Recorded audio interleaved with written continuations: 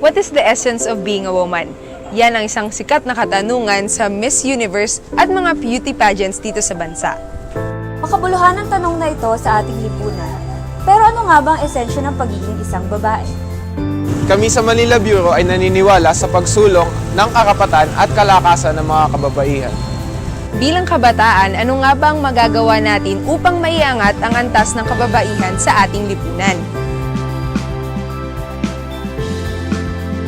Kapag may alam akong kaso ng karahasan laban sa mga kababaihan, hindi ako mag-aatubiling iulat ito sa mga otoridad. Huwag gamitin at abusuin ang sensibilidad at kabutihan ng mga kababaihan. Makikilahok ako sa mga aktibidad na magsusulong ng pantay na access sa mga basic social services gaya ng trabaho, edukasyon at kalusugan. Bigyan ng patas na paglalarawan ng mga kababaihan sa media. Makipagtalakayan tungkol sa iba't ibang isyu ng kababaihan ukol sa double standards ng lipunan. Respeto hindi lamang sa kababaihan, kundi sa lahat ng kasarian.